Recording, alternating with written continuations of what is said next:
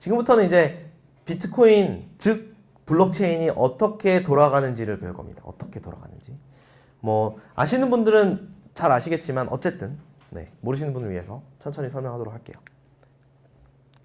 일단은 비트코인이라고 하는 것은 지금 어떻게 되냐면 누군가가 누군가에게 돈을 보내면 전 세계에 15,000개의 노드가 거의 동시에 받아봅니다.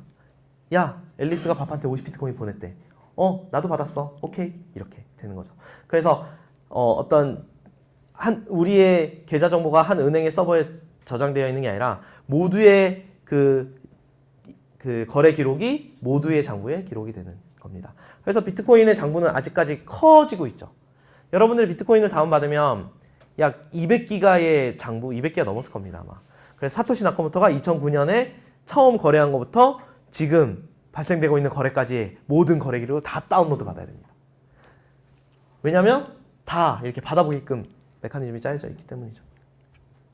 그리고 만약에 밥이라는 사람이 잔액이 50밖에 없는데 누군가에게 100비트코인을 보낸다 라고 하면 나 찰리한테 100비트코인 보낼게 받아 라고 하면 그 사람들이 야 너는 아무리 장부를 뒤져도 50비트코인밖에 없어. 이 거래는 내가 승인해 줄 수 없어. 이렇게 되는 겁니다. 그래서 비트코인 같은 경우는 사실은 이런 것들을 지금까지 우리 현물화폐에서는 승인을 하나 마냐를 카드사나 은행이 결정했잖아요. 모두가 다 각자 알아서 결정합니다. 야 이거는 내가 보기엔 아니야. 리젝. 그래서 다수가 리젝을 하면 그게 리젝이 되고 다수가 컨펌을 하면 컨펌이 되는 그런 메커니즘을 가지고 있습니다. 그래서 비트코인을 참여하고 있는 15,000개, 약 15,000개, 15,000개 아닙니다. 약 15,000개의 노드가 모두가 다 의결기관입니다. 그래서 이 거래 내역을 받아들일지 말지를 각자 알아서 판단한다는 거. 그 다음에 세 번째 사실은 이런 것도 있을 수 있습니다. 만약에 정이라고 하는 어떤 나쁜 사람이 밥에게 돈을 보내면서 이중거래를 하는 겁니다. 똑같은 돈을 또 다른 사람에게 또 보내는 거죠. 근데 이거를 누군가는 캐치를 할 수도 있고 누군가는 캐치를 못 할 수도 있습니다. 하지만 다수가 캐치를 하면 이거는 그러니까 다수가 이 사람이 이중거래라는 사실을 발견해내면 어떤 노드가 어떤 참여자가 그거를 캐치해내지 못했다고 하더라도 다수에 따릅니다. 이렇게 메커니즘을 가지고 있고요. 그 다음에 예를 들면 어떤 한 참여자가 노드라고 하거든요. 노드라고 할게요. 어떤 한 노드가 장부를 위변조했어요. 그러면 바로 장부의 위변조의 여부를 알아차리고 동기화를 해냅니다. 왜냐하면 다른 사람들이랑 다르니까 장부 자체가. 그렇게 하는 메커니즘이 돌아가는데 이게 피어투피어 기술이 쓰였습니다. 자, 피어투피어 기술은 뭐 다들 아시겠죠. 컴퓨터 네트워크에서 되게 오래된 메커니즘 중에 하나인데 여러분들 예전에는 그 TV 쇼프로나 아니면 영화 같은 걸 다운로드 받을 때 어떤 웹하드에 접속을 해서 다운로드 받았잖아요. 뭐 10메가당 1원 막 이렇게 해서. 근데 요즘에는 그렇게 잘 안 하죠. 토렌트를 써서 매체를 다운로드 받습니다. 그거에 대한 차이는 예전 같은 경우는 이런 어떤 영화가 예를 들면 어벤져스라고 합시다. 어벤져스가 여기 이렇게 있으면 여기 있는 데이터를 이렇게 다운로드 받는 체제였으면 이 피어투피어 토렌트라고 하는 피어투피어에서는 많은 사람들이 갖고 있는 어벤져스를 내가 조금씩 다운로드 받는 이런 메커니즘을 가지고 있죠. 근데 우리가 이거 토렌트를 가만히 생각해 보면 그렇습니다. 사실 요즘에 여러분 토렌트를 물론 이게 다운로드 받는 걸 불법이냐 아니냐를 떠나서 토렌트를 받으면 잘못 다운되는 경우가 별로 없죠. 정말 99.9%의 신뢰도를 자랑합니다. 왜냐하면 누군가가 어벤져스라고 해서 받았는데 아니야. 전원일기야. 그럼 지우죠. 그죠? 그리고 어벤져스만 남아서 어벤져스만 돌아다니잖아요. 그만큼 상당량의 많은 사람들이 이 어벤져스라고 하는 영화를 지켜주고 있죠. 어느 누가 이거를 위변조하거나 바꾸고 싶어서 시도하려고 한들 잘 되지 않습니다. 그죠? 피어투피어가 그런 것을 가지고 있는데 이 피어투피어 기술을 비트코인에서 어떻게 썼냐면 장부를 유지하는 데 쓰는 겁니다. 장부를. 제가 말씀드렸잖아요. 2009년부터 지금까지의 거래 기록을 토시 하나 틀리지 않고. 그러니까 지금 방금 거래는 차이가 날 수 있으니까 어제의 기록이라고 합시다. 2009년 1월 3일부터 어제 기록까지는 정말 점 하나도 틀리지 않고 다 모두가 공유하고 있습니다. 약 15,000개의 노드가. 그 방식을 그거를 공유하는 방식 자체가 이제 피어투피어 네트워크라고 하는 겁니다. 그렇게 피어투피어 네트워크라는 게 사용이 되었고요. 그래서 여기서 이렇게 나오죠. 너의 모든 거래 내역을 갖고 있으니까 함부로 위조할 생각하지 마. 이렇게 되는 겁니다. 여기서 되게 중요한 사실 중에 하나가 여기서 도출이 됩니다. 비트코인을 떠나서 블록체인의 측면에서 봤을 때 블록체인의 가장 큰 특징 중에 하나는 블록체인은 일종의 데이터 저장소입니다. 비트코인에서는 거래 기록을 기록하는 저장소로 쓰이고 있고 다른 데서는 다른 것들을 기록하는 저장소로 쓰이고 있죠. 어쨌든 블록체인은 저장소인데 한번 쓰이면 수정과 삭제가 불가능한 그런 저장소입니다. 왜냐? 모두가 다 피어투피어로 다 알고 있기 때문에 내가 바꾸고 싶어도 못 바꿉니다. 바꾸려면 모두가 다 합의를 해야 되는데 현실적으로 어렵죠. 어쨌든 블록체인이라고 하는 것은 결론적으로는 어떤 데이터를 저장하는 어떤 데이터 저장소인데 한 번 기록이 되면 그 누구도 수정하지도 삭제할 수도 없다. 이렇게 알고 계시면 됩니다. 근데 굉장히 블록체인 초창기 때 제가 어느 세미나를 갔는데 우리는 정말 좋은 블록체인을 만들었습니다. 우리는 데이터를 수정과 삭제가 할 수 있는 블록체인입니다. 라고 이렇게 막 얘기해요. 우리가 뭐 이거 못 만들어서 안 만드는 거 아니잖아요. 블록체인은 그렇게 하기로 약속했습니다. 블록체인이 만약에 수정과 삭제가 가능하다면 우리는 그걸 블록체인이라고 말하지 않습니다. 아시겠죠? 네. 물론 일부에 뭐 어떤 다른 메커니즘이 있을 수 있어요. 예를 들면은 뭐 하이퍼레저 같은 경우는 좀 다르게 쓰이기도 하는데 어쨌든 블록체인은 한번 쓰면 수정과 삭제가 불가능한 데이터 저장소이다라는 것들은 알고 계시면 좋을 것 같습니다. 자, 그 다음에 부인 방지에 대해서 알아볼게요. 부인 방지. 이겁니다. 부인 방지가 뭐냐면 내가 돈을 보내놓고 안 보냈다고 우기는 거예요. 내가 만약에 물건을 샀어. 그리고 친구한테 돈을 보냈어. 근데 야, 나는 돈을 보낸 적이 없어. 이렇게 우기는 겁니다. 그러면 이걸 부인 방지라고 하는데 이거 여러분들 지금도 공인증서라는 이름으로 다 그 기술을 사용하고 있습니다. 여러분들 공인증서를 받으면 그죠? 하나 USB의 어떤 파일을 다운로드 받고 쓰게 되는데 그 메커니즘을 비트코인에서도 그대로 채용을 했습니다. 그래서 예를 들면 뭐 야 누가 내 지갑에서 함부로 돈을 빼갔어. 그랬는데 아니야 그럴 리가 없어 이렇게 다 이야기를 할 수 있는 겁니다. 그게 이제 부인 방지 기술인데 보시면 여기에는 또 한 가지 메커니즘이 쓰였습니다. 혹시 컴퓨터공학을 전공하신 분이 계신가요? 대다수가 아니시네요. 오케이. 알겠습니다. 부끄러워서 못 드시나요? 컴퓨터공학을 전공 안 하신 분. 아, 네, 좋습니다. 오케이. 좋습니다. 조금 이게 보안 얘기가 나와서 여쭤봤습니다. 뭐냐면 굉장히 오래된 보안 메커니즘이 쓰입니다. 보안 메커니즘이. 그래서 PKI라고 하는 Public Infrastructure가 여기 쓰이는데 얘는 어떤 거냐면 내가 PKI의 참여자가 되면 모두가 알고 있는 나의 키, 공개 키, 나만 알고 있는 나의 키, 개인 키 두 개를 페어로 받습니다. 페어로 받고 공개 키는 고덕이라는 사람의 공개 키가 뭐 0x ABC야 다 알고 있는 거고요. 비밀 키는 나만 알고 있습니다. 나만. 그래서 여러분들 공인증서를 생성하면 여러분들의 비밀 키는 여러분들의 USB나 아니면 컴퓨터 하드디스크에 담잖아요. 그게 비밀 키입니다. 비밀 키. 근데 그 특징이 뭐냐면 평문을 뭐 가나다라 마바사 이렇게 있겠죠. 개인 키로 암호화하면 암호문이 됩니다. 그래서 이런 글자가 나오는 거고요. 그거를 이제 공개 키로 풀 수가 있어요. 그러면 이런 문자가 공개 키로 풀면 가나다라 마바사 이렇게 나오는 특징이고 그 반대로도 가능합니다. 그래서 이 메커니즘을 그대로 썼는데 어떻게 썼는지 보시죠. 뭐 이런 것들은 조금 복잡한 이슈니까 넘어가도록 하겠습니다. 네, 이것도 넘어갈게요. 그래서 어떻게 하냐면 앨리스가 밥에게 1비트코인을 보낼 때 어떻게 1비트코인을 보낼 때 나의 개인 키로 암호화를 해서 보냅니다. 나의 개인 키. 나만 알고 있는 나의 개인 키라고 했죠. 나만 알고 있는 나의 개인 키로 암호화를 해서 보내면 세상 모든 사람들이 나의 공개 키를 알고 있기 때문에 풀어봅니다. 그래서 앨리스의 개인 키로 암호화를 해서 이렇게 막 이렇게 하는 문자가 나갔죠. 근데 그 뒤에 이렇게 공개 키가 붙어 있거든요. 그 공개 키로 복구를 해보면 앨리스 투밥 1비트코인이 풀리네. 그러면 이거는 앨리스만 알고 있는 키로 암호화를 해서 보낸 거니까 앨리스가 보낸 게 맞네. 오케이. 내가 인정해 줄게. 라고 해서 나는 그 트랜지션을 승인할 수 있죠. 그래서 이런 겁니다. 앨리스의 공개 키로 해독이 된다는 사실은 곧 앨리스의 개인 키로 암호화가 됐다는 의미죠. 근데 그 앨리스의 개인 키는 앨리스만 알고 있잖아요. 그래서 우리는 앨리스가 보냈다라는 것을 모두가 인정할 수 있는 겁니다. 그래서 트랜잭션들이, 그러니까 거래 내역들이 막 이렇게 전 세계를 떠돌아다니는데 다 개인 키로 암호화가 돼 있다고 보시면 돼요. 그리고 누구나 다 풀어볼 수 있게끔 하는 게 목적입니다. 그래서 부인 방지를 하는 거죠. 예를 들면 여러분들 그렇게 할 겁니다. 만약에 여러분들이 친구한테 돈을 보내놓고 그거 나 보낸 적이 없어요.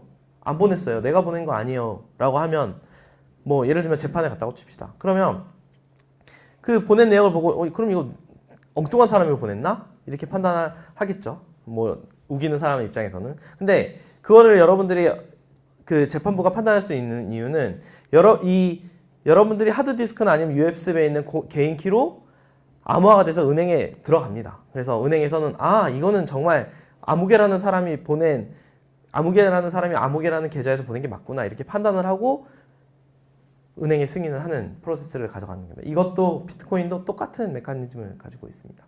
뭐 이게 조금 더 복잡하게 들어가면 복잡할 수 있는데요. 한 가지만 사실만 더 알려드리면 일단은 개인키 공개키를 만들 때는 첫 번째 하는 거는 개인키를 찾습니다. 개인키를 찾고요. 그 다음에 공개키를 찾고요. 이게 개인키로부터 공개키가 나오고요. 공개키로부터 비트코인 주소가 나옵니다. 그래서 내가 어떤 비트코인 주소로부터 보냈다라고 하는 것은 그 개인키로 파생된 비트코인 주소이기 때문에 개인키와 비트코인 주소는 끈끈하게 매피칭이 되어 있어요. 그래서 이 트랜잭션을 보면 이 주소가 보낸 사람인 거 보면은 이 개인키를 갖고 있는 사람이 맞구나라는 것을 판단할 수 있는 메커니즘을 넣어놨습니다. 그래서 함부로 내가 남의 돈을 보내지 못하게끔 하는 거죠. 결론적으로는 그렇게 되게끔 되어 있습니다. 제가 뭐 10비트코인을 갖고 있는데 옆에 있는 친구가 제 10비트코인을 함부로 막 보내면 안 되잖아요. 그런 걸 막게 하기 위한 게 첫 번째고, 두 번째는 내가 보낸 적 없다고 우기지 않게 하기 위해서 그런 메커니즘을 쓰는 겁니다. 자, 여기에서 또 한 가지 중요한 사실이 도출이 돼요. 뭐냐면 일단은 비트코인 떠나서 블록체인의 관점에서 다시 봅시다. 블록체인은 저장소라고 말씀드렸죠. 데이터 저장소라고 하는데 블록체인에 데이터를 저장할 때는 꼭 저장한 사람의 개인키로 암호화를 해서 저장을 해야 됩니다. 암호화. 그러니까 저장소라고 해서 아무거나 막 이렇게 쓸 수 있는 건 아니고요. 꼭 참여하고 있는 사람의 자기만의 개인키로 암호문을 작성해서 자기 공개키를 붙여서 데이터베이스에 데이터 저장소에 저장을 하게 되어 있는 메커니즘입니다. 이게 어떤 걸 의미하냐면 이 데이터를 누가 썼는지 명확하게 한다는 거죠. 지금 이 데이터는 앨리스가 썼구나. 왜? 앨리스의 개인키로 암호화되어 있잖아. 이렇게. 그러면 두 번째 중요한 블록체인의 기능 중에 하나가 정보를 생산한 사람의 출처가 명확하다는 거죠. 그 개인키를 알고 있는 사람이 썼겠구나 라고 하는 사실입니다. 그러면 제가 예전에 그런 적이 있었어요. 제가 작년 가을에 변산반도를 놀러 갔는데 전어가 제철이잖아요. 가을이니까. 그래서 전어를 진짜 1인분을 그러니까 중짜를 시켰습니다. 그러니까 진짜 전어가 많이 나오더라고요. 열심히 먹었죠. 근데 이게 가시가 이렇게 꼈습니다. 진짜 한 15만 년 만에 목에 가시가 낀 것 같아. 그래서 이거를 너무 당황스러운 거예요. 아프고. 그래서 네이버에 찾아봤죠. 네이버에 찾아봤더니 전어를 먹다가 목에 가시가 꼈어요. 이렇게 쳤더니 별별 정답이 다 나옵니다. 정말. 뭐 예를 들면은 쌈을 밥에 싸서 고추장을 묻힌 다음에 씹지 말고 삼키세요. 이런 거. 그리고 뭐 어떤 또 주인 아줌마는 나름 또 방법을 준다고 하면서 이거 밥 꼭 먹어. 몇만 먹으면 넘어가. 아니면 뭐 어떤 사람은 제가 뭐 권위 있는 의사인데요. 막 꼭 병원을 찾으셔야 되는데 뭘 믿어야 될지 모르는 상황이죠. 근데 만약에 이제 요즘에 뭐 의료 데이터를 블록체인화 한다 이런 것들이 이야기가 많은데 그 데이터를 쓴 사람이 누구지 명확하다면 조금 더 믿을 수 있죠. 예를 들면 저는 무슨 의사입니다. 이때는 꼭 이렇게 하셔야 됩니다. 그러니까 의사인 척하는 사람 말고 진짜 의사가 아니다, 기다라는 것을 판단할 수 있게 할 수 있는 그런 메커니즘이 가능해집니다. 또 하나의 이그젬플을 또 들면 저희 아시는 분이 아프셔서 병원을 갔습니다. 모 병원을 갔는데 정말 전신을 다 검사를 했거든요. 전신을 다 검사를 했는데 병을 못 찾았습니다. 근데 아직도 아파. 어떻게 해야 되지? 그래서 병원을 옮겼죠.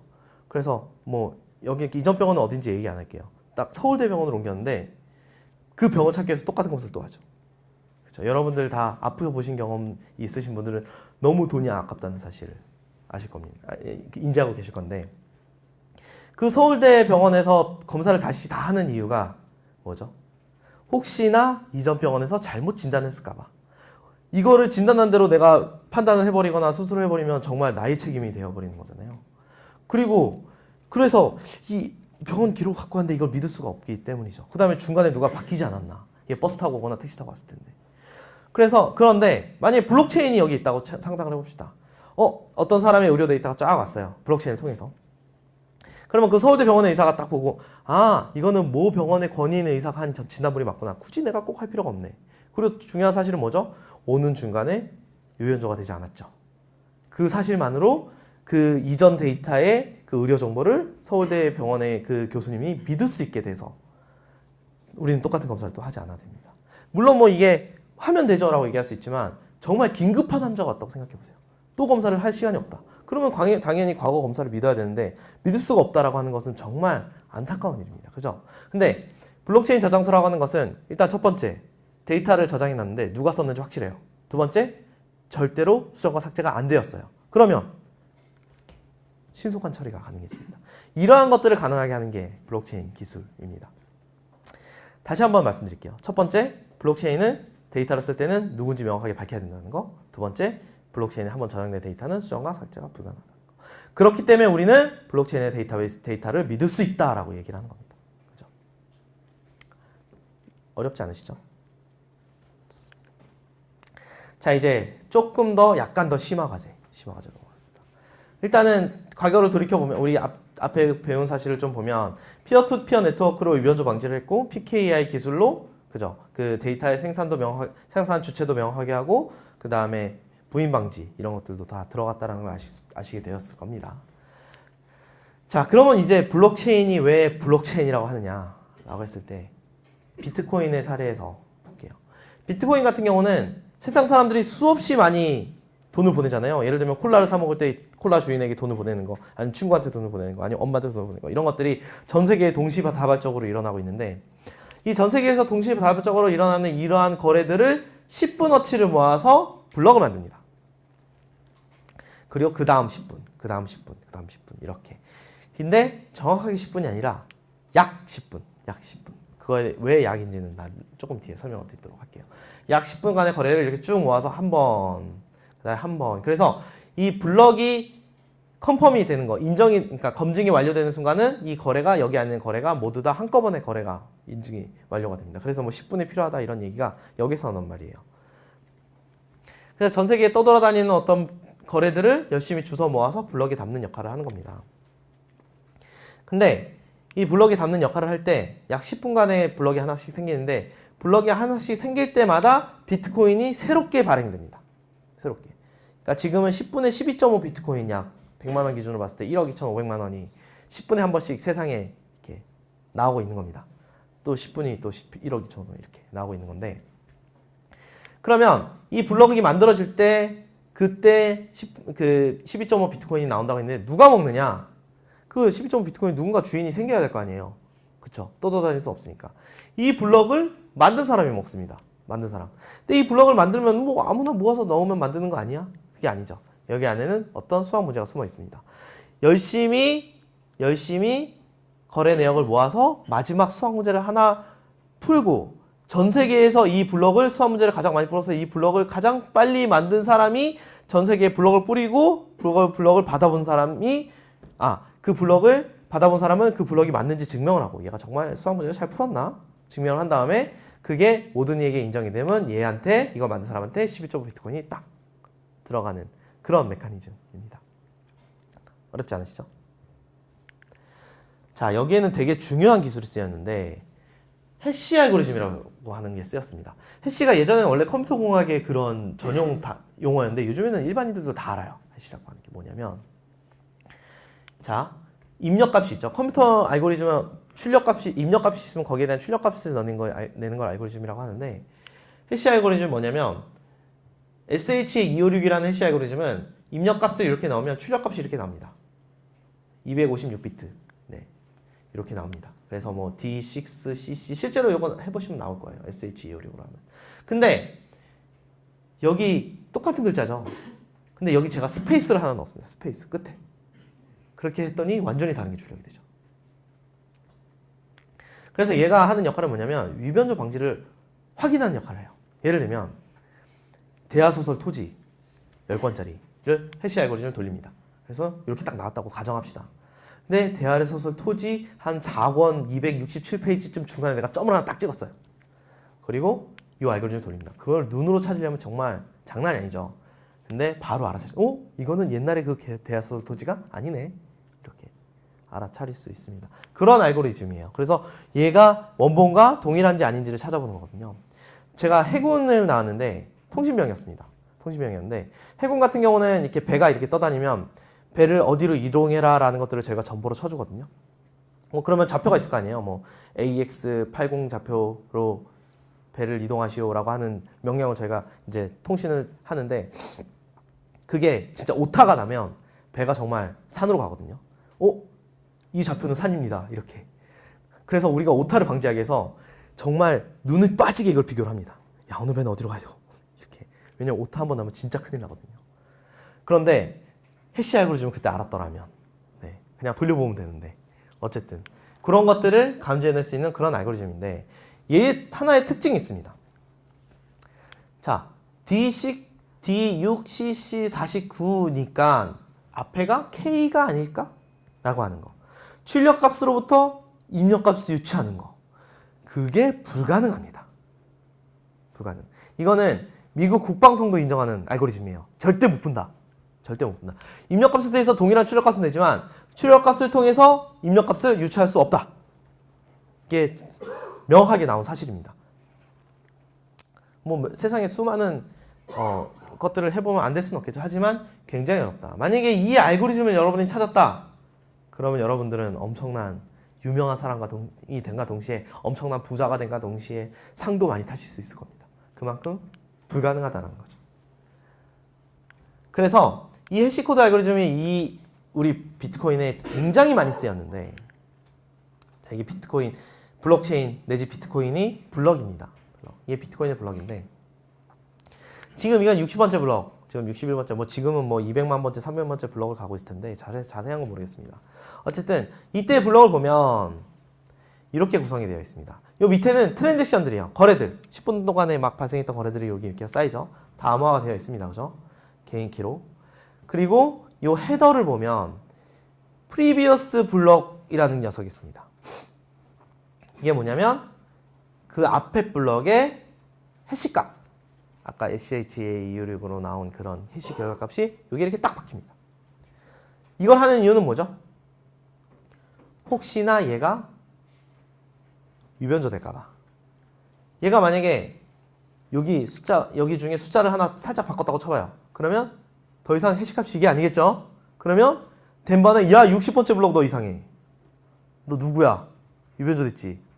넌 잘못됐어. 다시 제대로 된 거 찾아와. 이렇게 할 수 있는 겁니다. 그리고 60번째 블럭은 그 앞에 59번째 블럭을 지켜보고 있겠죠. 위변조 되는지 안 되는지. 그리고 59번째 블럭은 58번째. 이게 어떤 의미를 갖냐면 지금 2018년 7월 며칠 날 지금 막 블럭이 생성됐다고 칩시다. 이 생성된 블럭은 그 바로 앞에 블럭의 해시를 보고 있을 텐데 만약에 2012년 정도의 블럭에서 위변조가 발생했어요. 그러면 그 다음 해시 프리비어스 해시가 다르죠? 그 다음 프리비어스 해시가 다르죠? 그 다음 해시가 다르죠? 그래서 나도 달라질 수밖에 없죠. 즉 이게 의미하는 게 뭐냐면 지금 방금 생성된 블럭이 2009년 1월 3일 날 사토시 나카모토가 생성한 블럭까지 쭉 위변조가 되는지 안 되는지 지켜보고 있는 겁니다. 중간 하나가 바뀌면 내가 갖고 있는 이 프리비어스 해시 블럭이 다르니까요. 그러니까 다시 말해 정말 끈끈하게 다시 말씀드릴게요. 지금 방금 생성된 블럭이 프리비어스 해시를 가지고 있다는 사실은 2009년 처음 생성된 제네시스 블럭부터 지금 생성된 블럭까지 이 하나의 블럭이 모두 다 위변조 여부를 체크할 수 있는 방법을 마련해 줬다라는 거죠. 그래서 함부로 위변조를 못합니다. 그죠? 200만 개의 해시 코드 내는 거 컴퓨터가 넉넉 잡고 2분이면 할걸요? 그래서 장부가 위변조 됐는지 묘결한지 아닌지는 누구나 다 알아볼 수 있습니다. 그래서 함부로 못 바꾼다는 거죠. 한마디로. 그다음에 두 번째 들어있는 게 머클트리라고 하는 건데 머클루트라고 하는 건데 이건 뭐냐면 이게 다 트랜잭션들입니다. 하나하나. 뭐 누가 누구한테 보낸 거, 누가 누구한테 보낸 거 이런 것들 쫙 나열을 합니다. 금액이 큰 순서대로 나열을 합니다. 그리고 두 개를 묶어서 해시코드를 뽑고요. 두 개를 묶어서 해시코드를 뽑고 두 개를 묶어서 해시코드를 뽑고 마지막 하나가 나타날 때까지 해시코드를 뽑습니다. 이걸 하는 이유는 뭐냐면 얘가 바뀌면 얘가 바뀝니다. 그죠? 그러니까 자기 밑에 있는 트랜지션들이 위조가 되는지 안 되는지 지켜보고 있는 거죠. 얘가. 이해되시죠? 네. 정말 그러니까 얘는 얘네들 다 지켜보고 있고 얘는 얘 앞에 지켜보고 얘는 얘 앞에 얘는 다 지켜보고 있는 겁니다. 너 바뀌면 안 돼. 이거죠. 바뀌면 안 돼. 그다음 세 번째가 이제 블럭이 생성된 시간이고 네 번째가 difficulty 이 문제. 제가 문제를 푼다고 말씀드렸잖아요. 프리비어스 블럭의 해시 코드 아셨죠 이제? 그 다음에 머클루트 아셨을 겁니다. 타임스탬프는 이 블럭이 생성된 시간이에요. 그래서 큰 의미는 없고요. 이제 difficulty와 nonce라고 하는 정답, 문제의 정답에 대해서 알아볼 겁니다. 이제 문제에 대해서 알아볼 겁니다. 그러니까 여러분들이 12.5 비트코인 1억 2,500만 원을 벌 수 있는 방법 알려드리도록 하겠습니다. 지금 당장. 네. 자, 이건데요. 자, 제가 간단하게 문제를 하나 내볼게요. 이게 잘 보일지 모르겠는데. 자, 여기 이렇게 황금이 있습니다. 황금. 뭐 이렇게 있다고 치죠. 잘 보이세요? 뭐 잘 안 보이셔도 상관없어요. 이거의 가치는 약 1억 2,500만 원. 1, 10, 100, 1000만, 10만, 100만, 1000만 하나 더. 1억 2,500만 원 황금이 여기 있습니다. 근데 이렇게 방이 이렇게 있어요. 방이 이렇게 있는데 여기 문이 엄청나게 많이 달려 있습니다. 다 잠겨 있어. 그리고 이 문마다 조기 딱 달려 있어. 저거. 그리고 여기에 사람이 이렇게 다. 이렇게. 자, 시작하면 여러분들 뭐 하실래요? 맞추시는 분께 초콜릿. 뭐 하실 거예요? 아, 시간이 없어요, 여러분. 다시 한번? 어떻게? 그렇죠. 네. 맞습니다. 자, 1111부터 0000까지 눌러봐야지. 이걸 뭘 고민하고 있어요? 지금 수만 명이 저기 앞에서 지금 다 저 앞에 있는데 시간이 있어요? 없잖아요. 그쵸? 그런 문제가 출제가 됩니다. 그런 문제. 이거와 굉장히 유사한 상황이라고 보시면 됩니다. 이런 상황을 보시면 되는데 자, 이겁니다. 이거. 여기 보시면 이제 헬로 월드 느낌표가 있죠. 헬로 월드 느낌표. 헬로 월드 느낌표를 0을 넣고 해시를 돌립니다. 아까 SHA256 그거 해시를 돌렸죠. 그 다음에 헬로 월드 1을 넣고 해시를 돌려요. 2를 넣고 해시를 돌려요. 언제까지 돌리냐면 야, 과연 뭘 넣고 돌려야 0000으로 시작할까? 이게 문제입니다. 제가 말씀드렸잖아요. 아까 여기서 앞에서 출력값으로 입력값을 절대 유추할 수 없다. 출력값으로 입력값을 절대 유추할 수 없기 때문에 노가다처럼 1부터 다 해봐야 된다는 거죠. 그래서 문제를 푸는 사람들이 어떻게 하냐면 1 넣고 돌려보고 2 넣고 돌려보고 3 넣고 돌려보고 4 넣고 4250을 넣었더니 0000 오 아싸 이게 그거를 이제 제일 전 세계에서 제일 빨리 찾는 사람이 12.5 비트코인을 먹게 되는 겁니다. 그 정답이 여기에 논스라고 하는 녀석입니다. 논스. 이거를 POW, Proof of Work. 그러니까 그냥 열심히 네가 일을 했다라고 해서 작업 증명이라는 말을 합니다. 뭐 예를 들면 그런 거죠. 열심히 삽질을 하는데 누가 포크레인으로 뜨지 않았다 이런 거죠. 정말 공정하게. IQ가 200이든 IQ가 50이든 똑같은 일을 해냈다라는 거죠. 그러한 문제가 출제가 됩니다. 그래서 논스 값이 4250. 이게 뭐냐면 다시 한번 우리 블럭으로 돌아볼게요. 여기 헬로월드 느낌표는 고정값이죠. 고정값. 그리고 여기가 변동값입니다. 1부터 쭉 변동이 됐죠. 우리 블럭을 다시 보면 여기에 보면 고정값들이 있어요. 프리비어스 블럭 고정값이죠. 앞에 블럭이니까. 요거 고정값이죠. 요거 다 고정값이잖아요. 요 타임스탬프만 빼고. 디피컬티까지 미리 나오거든요. 고정값이고. 그러니까 요거를 빼고 돌려보는 겁니다. 여기에 1을 넣고 돌려보고 여기 2를 넣고 돌려보고 3을 넣고 돌려보고 그래서 언제까지 돌려보느냐? 얘보다 작은 값이 나올 때까지. 결과값이 얘보다 작을 때까지 라고 하는 겁니다. 그때까지 무식하게 돌려봐서 여기 4250을 전 세계에서 가장 빨리 찾아서 야, 나 4250이 정답이라고 하는 사실을 찾았어! 라고 해서 전 세계에 쫙 뿌려보고 그거를 이제 12,500 아니 제가 아까 15,000명이 동시에 그 짓을 하고 있거든요. 그러니까 15,000명이 왜 이걸 장부를 200기가를 유지하고 있냐면 이 문제를 풀기 위해서예요. 혹시나 내가 1억 2,500만 원을 먹을까봐 라고 하는. 그러면 15,000명은 모두가 다 이 트랜지션을 수집해서 모두가 다 이 논스를 찾고 있는 겁니다. 근데 내가 제일 빨리 찾으면 전 세계 15,000명의 사람들에게 그걸 알리고 그걸 받아본 사람은 왔어. 정답이 맞는지 확인해볼까? 돌려보면 바로 나와요. 돌려보니까 맞아. 이번에 내가 졌구나. 빨리 다음 걸 만들어야겠다. 이렇게 하는 메커니즘. 이러한 일이 10분마다 한 번씩 반복이 되고 있습니다. 10분마다 한 번씩. 물론 여러분들이 직접 하는 게 아니라 컴퓨터가 알아서 하죠. 컴퓨터가 알아서 하는 겁니다. 그러한 문제의 정답이 있고 여기 디피컬티라고 하는 녀석이 있어요. 디피컬티라고 하는 녀석이 뭐냐면 이게 10분이라고 했는데 누군가가 진짜 슈퍼컴퓨터를 가져와가지고 5분 만에 풀어버릴 수도 있잖아요. 그죠? 그래서 이게 약 10분이라고 말씀드리는 이유가 뭐냐면 그동안 이렇게 블럭을 찾은 시간들을 보니까 9분 23초, 9분 20초, 8분 50초 이렇게 했다고 칩시다. 그러면 평균적으로 봤을 때 이게 10분을 안 되잖아요. 그러면 난이도를 높입니다. 그리고 평균적으로 12분, 11분, 10점 몇 초 이렇게 하면 난이도를 낮춰요. 이렇게 하는 메커니즘을 하는데 그 난이도를 어떻게 낮추냐면 좀 쉽게 생각하면 이렇게가 가능합니다. 자, 0000으로 시작하는 숫자를 찾으세요 라고 하는 것보다 00000을 하나 더 붙여서 그걸로 시작하는 숫자를 찾아보세요 라고 하면 훨씬 더 찾기가 어려워집니다. 그죠? 그러니까 이게 4,250만이 정답이 아니거든요. 0000 A로 시작하는 녀석도 있을 수 있고 여기 어딘가 숫자가. 그러니까 경우의 수가 확 줄어들죠. 여기가 하나를 더 디파인한과 동시에. 그죠? 그런 식으로 난이도를 조절합니다. 그래서 아까 문제를 다시 한번 곰곰이 곱씹어서 말씀드리면 제 디피컬티보다 작은 숫자가 나올 때까지라고 말씀드렸잖아요.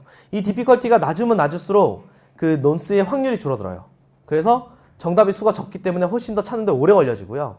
디피컬티가 높으면 높아질수록 그 안에 범위가 많아지잖아요. 그러면은 더 정답을 빨리 찾게 되고 이렇게 해서 난이도를 계속 조절을 합니다. 약 10분에 맞게끔. 예. 그러니까 사용자들이 그 마이너들이 얼마나 마이닝을 했냐를 과거 기록을 보고 이번에는 난이도를 올려야겠다. 이번에는 난이도를 낮춰야겠다. 이렇게 하는 겁니다. 그래서 2009년부터 계속 난이도는 높아져 왔습니다. 높아져 왔어요. 네.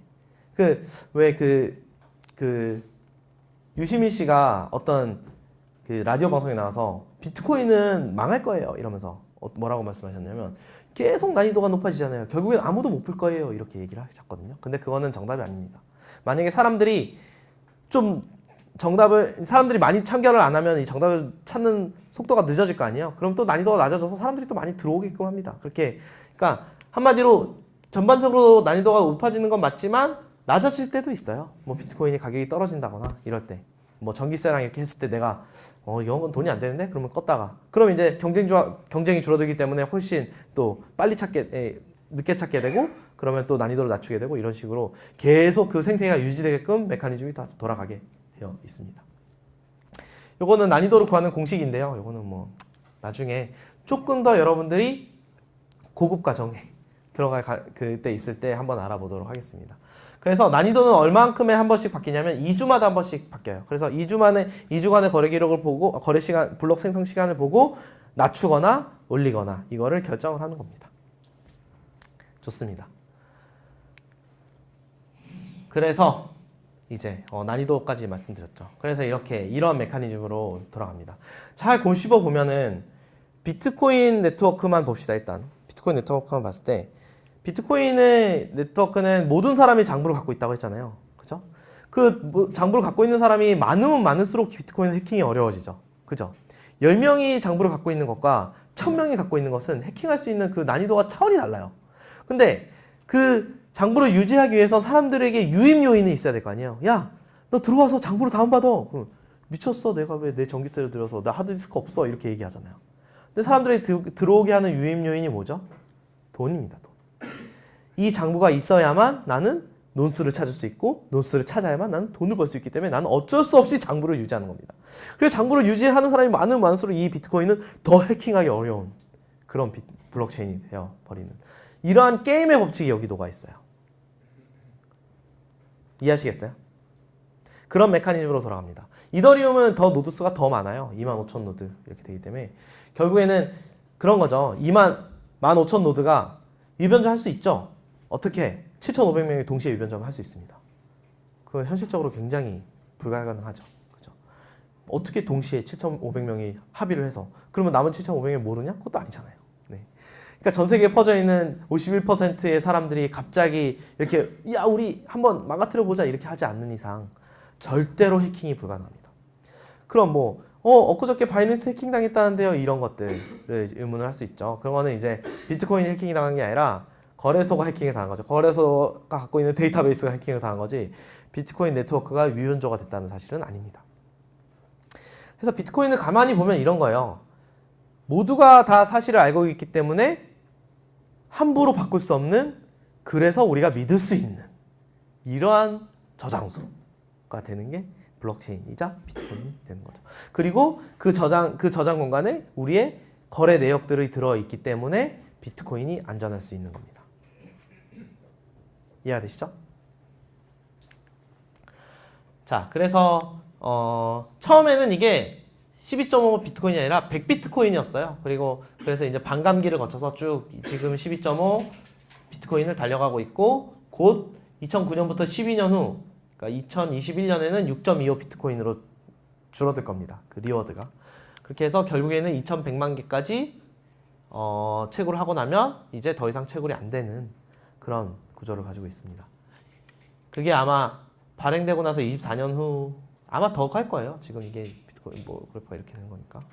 그래서 결국에는 내가 가장 빨리 넌스를 찾으면 12.5 비트코인도 먹고 거기에 이제 트랜지션 수수료가 트랜지션당 얼마씩 붙거든요. 그것도 먹을 수 있고 이렇게. 이걸 먹기 위해서 사람들이 비트코인을 채굴하는 겁니다. 그게 이제 채굴이라는 작업이고 뭐 뉴스에 보시면 뭐 채굴하는 게 이거. 그러니까 0 넣고 돌리고 1 넣고 돌리고 이걸 채굴이라고 하는 겁니다. 이해하셨죠? 근데 참 이게 이렇습니다. 이거예요. 내가 컴퓨터를 2대를 사놓고 야, 이 컴퓨터로는 1부터 500까지 해보고 이 컴퓨터는 501부터 1000까지 해봐야지. 이렇게 할 수 있잖아요. 그죠? 이렇게 할 수 있는 특징 때문에 처음에는 이렇게 하다가 채굴을 이렇게 해요. 컴퓨터. 그래, 너는 1부터 10. 그래서 동시에 찾으면 이 중에 하나만 찾으면 될 거잖아요. 그죠? 그다음 뭐 전용 채굴기가 나오고 그다음 이렇게 채굴장 운영하고 이렇게 이게 다 한 편이야. 그러니까 여러분들 컴퓨터로 백날 1부터 넣어보고 2부터 넣어봤자 할 가능성이 없는 거죠. 이렇게 마이닝을 합니다, 요즘에. 그래서 정말 난이도가 정말 기하급수적으로 높아졌습니다. 이 난이도가 높아진과 동시에 거의 비트코인 금액도 같이 높아졌고요. 이러한 현상을 가지고 있습니다. 처음엔 되게 쉬웠죠. 그죠? 여러분들이 만약에 타임머신을 갖고 10년 전으로 돌아간다면 당연히 비트코인 사겠죠. 그죠? 강남 아파트 저리 가라잖아요. 그죠? 어쨌든 저는 비트코인을 채굴할 겁니다. 네. 사는 데는 한계가 있잖아요. 사람들이 이미 채굴해 놓은 것만 살 수 있는 것과 내가 새로 채굴하는 건 다르죠. 어쨌든 이렇게 되어 있는 상황이다. 그리고 또 한 가지 문제가 있습니다. 전기. 이게 1 넣고 돌려보고 0 넣고 돌려보고 1 넣고 돌려볼 때마다 전기를 써요. 전기를. 그래서 이게 엄청난 양의 전기를 소모를 합니다. 문제예요. 문제. 이게 그래서 뭐 이런 통계들이 있는데 이건 더 높아졌을 거예요. 근데 제가 최근에 계산해봤어요. 이게 지금 녹화가 되고 있어서 좀 두렵긴 한데 확실하지 않거든요. 근데 소양강댐이 연간 전력 생산량이 353기가와트래요. 근데 이 초당 353메가와트를 비트코인이 쓴다라고 했을 때 소양강댐이 열심히 1년 동안 전력을 생산해 놓으면 비트코인이 15분 동안 다 써버립니다. 소양강댐이 몇 개 필요한 거야 지금. 이거 계산이 확실하지 않거든요. 한번 나중에 계산 좀 한번 해보세요. 이거 맞는지. 제가 계산한 바로는 15분 만에 비트코인이 소양강댐이 1년 동안 생산한 전력을 다 써버립니다. 이게 되게 문제죠. 문제입니다. 너무 전력 소모가 심합니다. 이게 원래는 전력 소모가 심한 게 아닌데 경쟁이 되다 보니까 전력 소모가 심한 거죠. 사토시 나카모토가 혼자 채굴할 때는 전력 소모가 이렇게 나올 리가 없죠. 근데 수만 명이 내가 저걸 먹겠다고 컴퓨터를 이렇게 갖다 쓰고 있으니 전력이 안 들어가겠습니까? 그렇죠? 그래서 비트코인 가격이 오르면 또 전기를 더 많이 쓰고 뭐 이렇게 하는 문제가 있습니다. 그다음에 두 번째 문제가 집중화입니다. 집중화가 뭐냐면 이런 거죠. 친구 10명이서 모아서 야, 너 1부터 10까지 해봐. 너 10부터 20까지 해봐. 이렇게 해보고 야, 나오면 엠빵. 이게 마이닝 풀이라고 하는 겁니다. 여러분들이 마이닝 풀에 참여를 하면 여러분들이 이제 해야 될 그 코드를 할당받고 이렇게 하게 되는데, 마이닝 풀이 지금 뭐 그 비트코인.org에 가면은 블록체인.org에 가면은 이렇게 마이닝 풀이, 그러니까 전 세계 노드에 약 15,000개의 노드, 누구나 참여할 수 있기 때문에 약 15,000개의 노드의 21%가 같은 편입니다. 그러니까 21%는 한편으로 엠빵을 약속하고 이제 채굴 하는 거예요. 근데 문제가 뭐냐면, 이 마이닝 풀의 그 점유율이 높으면 높을수록 내가 돈을 먹을 확률이 높거든요. 물론 나누기 n이 커져서 약하긴 하지만 그래도 그나마 쩐이라도 먹을 수 있거든요. 그러면 이게 계속 커질 거 아니에요. 그래서 만약에 전체 노드의 50%가 같은 편이다 라고 하면 이제 위변조가 가능해집니다. 야, 우리 같은 편이지? 우리 한번 맘먹고 비트코인을 싹쓸이 해보자. 그래서 처음에 비트코인이 처음 나왔을 때 학자들은 비트코인은 저 중앙 집중화 때문에 망할 것이다 이렇게 얘기했습니다. 그런데 어떤 일이 발생했냐, 이렇게 쭉 커졌습니다. 마이닝 풀이 1위와 2위가 같이 딱 대표가 만나서 악수만 딱 하면 50%가 넘게 되는 그런 지경에 이르렀어요. 그러면 드디어 이제 비트코인이 망했구나. 왜냐하면 위변조가 되고 막 돈이 복제되면, 여러분들 디아블로 하신 분 있나요? 디아블로를 하기 싫어지는 순간이 조단링이 복제됐을 때잖아요. 웃으시는 분들이 있네요. 그런 일이 발생하기 때문에 문제다 라고 얘기했었습니다. 근데 어떤 일이 발생했냐면, 가만히 보니까 여기 마이닝 풀에 참여하시는 분들이 다 비트코인 자산가들이에요. 그죠? 그러면 이 1위와 2위가 합친과 동시에 개나 소나 다 비트코인을 팔고 싶을 거 아니에요. 망했다 비트코인.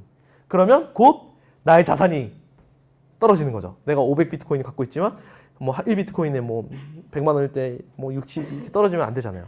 그래서 야, 우리 앞으로 절대 50%는 넘기지 말자. 왜냐면 넘기면 우리가 망해. 그래서 지금도 막 이게 커지다 보면 알아서 잘라요. 야, 안 돼. 잘라. 이렇게. 그 인간의 탐욕이 비트코인의 아름다운 지속성을 갖게 했습니다. 그런 일들이 실제로 있었습니다. 그래서 지금은 아무도 중앙 집중화를 걱정하지 않습니다. 결국 그렇더라라는 거죠. 이해되시죠? 자, 이게 이제 비트코인이 이렇게 돌아가는 메커니즘을 설명드렸습니다. 비트코인은 이렇게 돌아가요. 그러니까 뭐 깊숙이 들어가면 한도 끝도 없이 깊숙이 돌아갈 수 있습니다. 뭐 수학부터 시작해서 뭐 예를 들면 비밀키가 어떻게 생기며 뭐 공개키가 어떻게 생기며 해시코드 알고리즘의 진짜 수학적 증명은 뭐고, 이렇게 하지 않는 이상 이러한 메커니즘으로 비트코인은 돌아갑니다. 그렇죠? 대략적으로 돌아가는 모습이 눈에 보이시면 돼요. 더 깊숙이 하는 거는 본인의 선택이죠. 근데 비트코인에서 한 가지 알아보셔야 할 게 기중지불 방지가 왜 제가 여기서 언급을 하냐면, 사토시 나카모토의 논문의 초안에 보면은 이중지불이 불가능한 캐시 시스템이라는 말이 나옵니다. 그럼 뭐 도대체 이중지불이 뭐야? 왜 불가능하다고 얘기를 하는 거야? 라는 것들에 대해서 알아볼 필요가 있죠. 그 장표가 여기입니다. 시계를 보고. 자, 뭐냐면 이중지불이라고 하는 게 뭐냐면, 이거는 이제 은행에서나 카드사에서도 있었던 일인데 이거예요. 내가 만약에 밥한테 컴퓨터를 하나 산다고 칩시다. 비트코인으로. 그래서 앨리스가 밥한테 컴퓨터를 샀는데 앨리스 투 밥 50비트코인을 보내서 트랜잭션을 날렸습니다. 야, 봐봐. 내가 돈 보냈으니까 확인하고 물건 보내. 그래, 딱 트랜잭션 받았으니까 이거 오케이, 물건 확인했어. 물건 보냈어. 라고 했는데, 이게 전 세계 사람이 이 트랜잭션을 승인하지 않았을 때, 그러니까 트랜잭션이 뿌려지고 나서 10분간의 간격이 있잖아요. 그 전에 이거를 뿌리는 겁니다. 이게 뭐냐면, 내가 지갑을 하나 더 만들어서 나한테 50비트코인을 뿌리는 거죠. 그러면 뭐 100비트코인 있으면 얘한테 100, 이렇게 아니라, 비트코인은 돈마다 아이디가 달려 있어요. 그래서 이 트랜잭션이 날아가면, 이 거래가 날아가면 이 돈에 대한 아이디가 0x5123이라고 했을 때, 이 트랜잭션이 받아들이는 것과 동시에 얘는 소유권은 밥으로 넘어가요. 그래서 이 5123은 밥의 돈이기 때문에 앨리스가 트랜잭션을 날릴 수가 없습니다. 내가 남의 돈을 날릴 수는 없잖아요. 그렇기 때문에 이 두 개는 함께 할 수 없는 데이터예요. 얘를 두 개를 다 함께 하면 장부가 이상해지잖아요. 도대체 이건 밥 거야, 앨리스 거야? 이렇게 되는 거기 때문에 이런 것을 이중지불 공격이라고 합니다. 채 하나의 트랜지션이 완전 승인이 나기 전에 다른 트랜지션을 또 보내는 거죠. 근데 그랬잖아요. 비트코인 같은 경우는 약 15,000명의 사람들이 다 각각 의결을 한다고 했잖아요. 그러면 누군가는 얘를 받아볼 거고 누군가는 얘를 받아볼 건데 얘를 진짜로 믿게 하게끔 하는 게 이중집의 공격입니다. 그럼 결국에는 얘도 누군가가 판단할 거고 얘도 누군가가 판단할 거고 누구든 둘 중에 하나를 선택할 텐데 얘를 만든 선택하면 얘가 승인이 되고 그러면 나는 컴퓨터도 먹고 돈도 아끼고 할 수 있는 거잖아요. 그것을 방지하기 위한 메커니즘이 비트코인에 숨어 있다라고 하는 겁니다. 자, 여기서 중요한 사실이 굉장히 많이 있습니다. 이거를 이제 이중 지불을 이야기를 하면서 다양한 그런 내용이 소개가 되는데, 자, 블럭이 이렇게 내려오고 있었습니다. 여기서 조금 난이도가 높아요. 좀 집중하셨으면 좋을 것 같습니다. 다른 데는 이렇게 보면 이해가 되는데 얘는 보면 이해가 잘 안 될 수 있기 때문에. 자, 블럭이 이렇게 쌓여왔습니다. 그죠? 요 블럭, 그다음 10분 뒤에 또 요 블럭 만들었죠? 블럭이 만들었어요. 근데 포크라는 게 발생했는데 여기서 포크라는 단어가 나오죠? 하나는 앨리스 투 밥 50 비트코인 트랜지션이 들어있고 하나는 앨리스 투 앨리스 50 비트코인 트랜지션이 들어있습니다. 이렇게. 하나는 이렇게. 두 개를 동시에 담을 수는 없어요. 그죠? 두 개를 동시에 담으면 무결성이 위배가 돼요. 왜냐하면 소유권이 이미 건너갔는데 이거거나 둘 중에 하나를 받아야 돼요.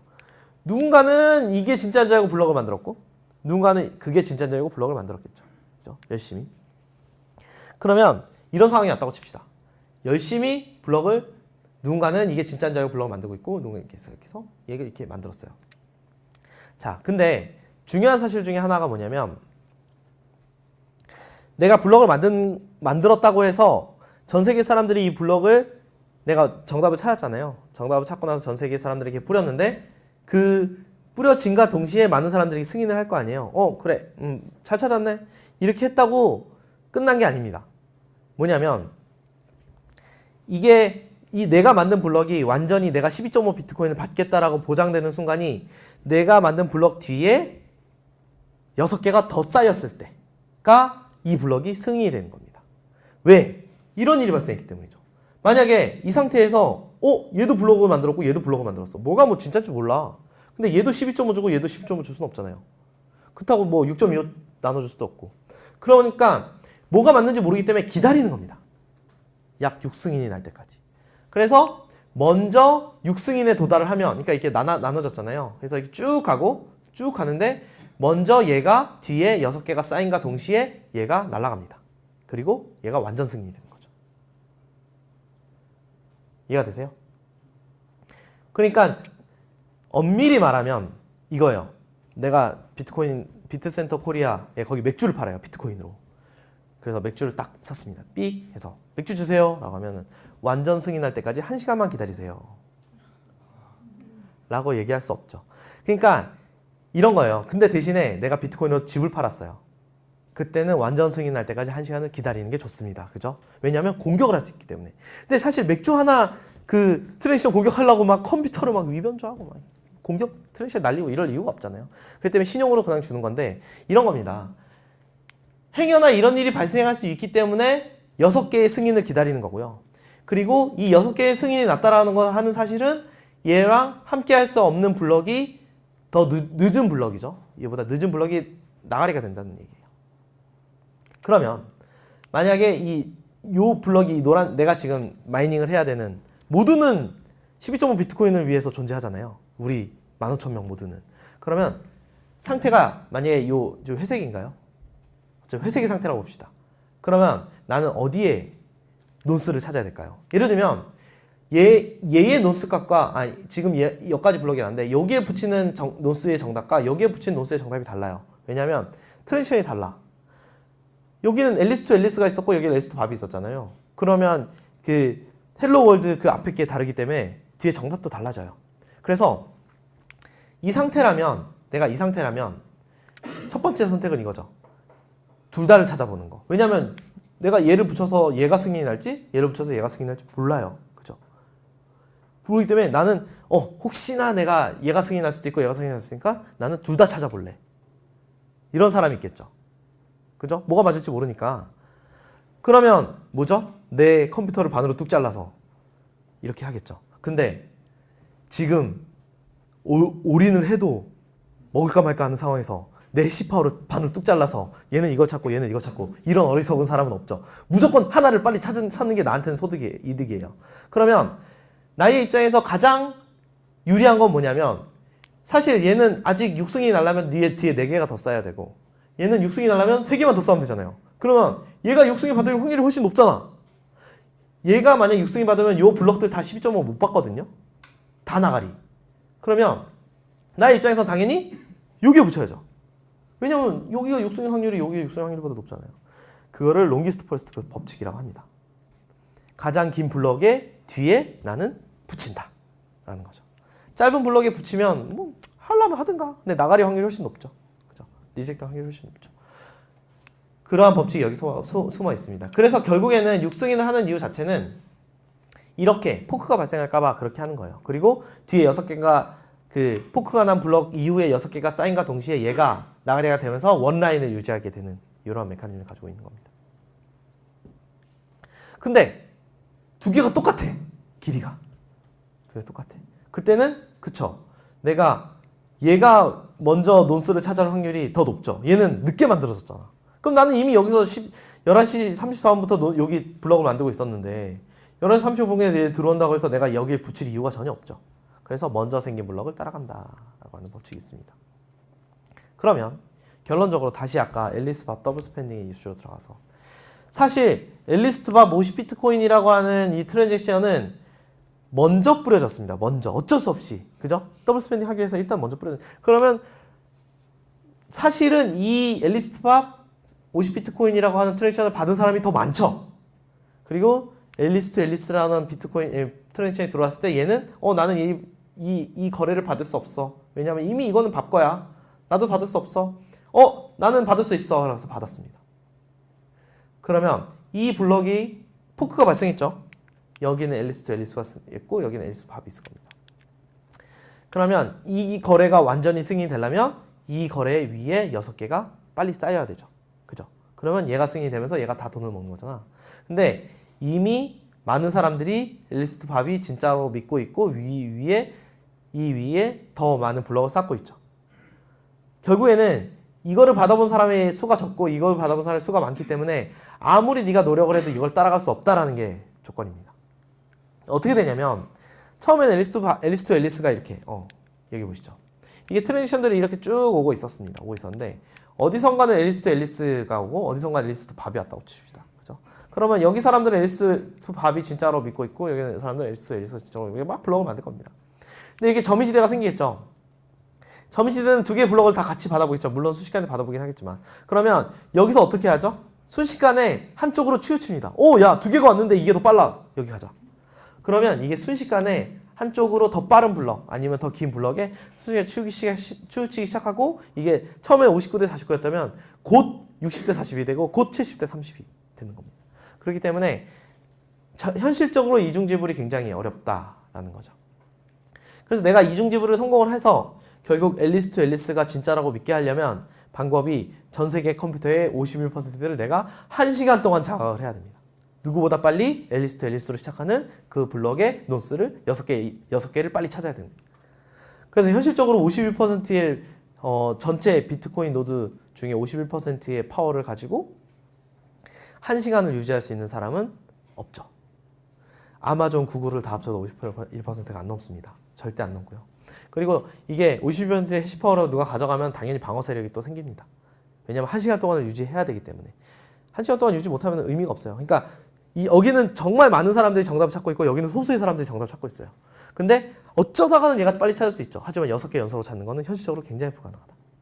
그게 그래서 현실적으로 굉장히 더블 스펜딩을 성공하기가 현실적으로 굉장히 어렵다라고 하는 게 사토시 나카모토의 이야기입니다. 이해하셨죠? 이게 51% 어택입니다. 반면 그 이더리움 같은 경우는 약 20초의 블럭 생성 주기를 가져요. 그래서 6승인이면 약 3분이잖아요. 3분만 51%가 장악을 해도 해킹이 가능합니다.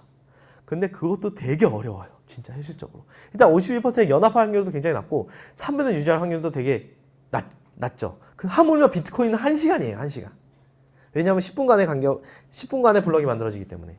그러면 이거는 더 어렵죠. 얘는 해킹하기가. 그래서 이더리움의 3분 이더리움은 50% 어택을 받으려면 3분을 유지해야 되고 비트코인은 1시간을 유지해야 되는 이게 굉장히 보수적인 블록체인 중에 하나가 비트코인입니다. 3분도 해킹이 어려운데 1시간은 더 어렵겠죠, 당연히.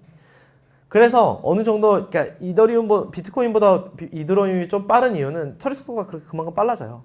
그러니까 20초에 한 번씩 승인하는 것과 10분에 한 번씩 승인해서 6승인에 가져가는 건 또 차원이 다른 문제이기 때문에 그러한 더블 스펜딩을 방지할 수 있는 결국 여기에도 어떤 경쟁의 이슈가 들어가 있고 절대 다수가 지배하는 그런 세상이 되는 거죠. 그러니까 다수가 오르면 옳은 게 되는 겁니다. 이렇게까지가 더블 스펜딩이었습니다. 더블 스펜딩 좀 어려우시죠? 결론적으로는 이제 블록체인이 해킹당할 수 있는 방법은 그 완전 승인이 날 때까지 51%의 파워를 장악을 해야 되는데 그게 현실적으로 굉장히 어렵기 때문에 비트코인이 해킹이 안 된다. 것만 알고 계셔도 좋습니다. 그리고 이더리움은 1시간이 아니라 3분이다. 3분도 버텨내기 때문에 1시간은 진짜 그러니까 비트코인이 훨씬 더 안전한 코인이에요. 현실적으로.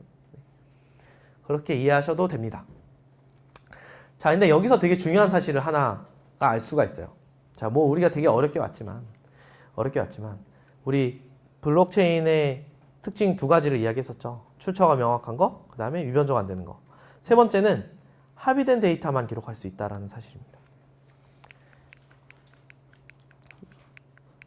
여기서 2개의 데이터가 왔습니다. 그죠? 여기 2개의 데이터가 왔는데 뭘 적을지 뭘 적지 않을지는 각각이 결정하지 않고 그죠? 어떠한 승인 메커니즘에 의해서 결정을 하는 거죠. 여기에서는 먼저 생긴 트랜지션을 믿겠다라고 하는 어떤 그런 룰이 있고 그것을 방지하기 위한 이런 메커니즘이 들어있는 거고요. 그렇기 때문에 그리고 누군가는 얘가 진짜라고 믿고 누군가는 얘가 진짜라고 믿지만 결국에는 얘로 통일되는 그림이잖아요. 그래서 블록체인은 합의된 데이터만은 그러니까 어떤 게임의 법칙이든 아니면은 뭐 다수결이든 뭐든 어쨌든 하나의 데이터를 유지하는 데 있어서 모두가 합의할 수 있는 내용을 넣는다 라는 중요한 사실이 있습니다. 그래서 블록체인의 저장소로의 특징 중에 3가지 특징이 중에 하나가 얘예요. 그래서 첫 번째는 출처가 명확하다. 누가 썼는지, 이 데이터를 누가 썼는지 명확하다. 두 번째는 이 데이터를 공동으로 합의한 데이터만 여기에 담을 수 있다. 세 번째는 한번 쓴 데이터는 수정과 삭제가 불가능하다. 이 3가지 특징이 블록체인 저장소의 가장 큰 특징이라고 보시면 됩니다. 다른 저장소와의 다른 점. 여기까지가 이제 비트코인에 대한 이야기였고요. 이제 이더리움에 대해서 이야기를 해볼 겁니다.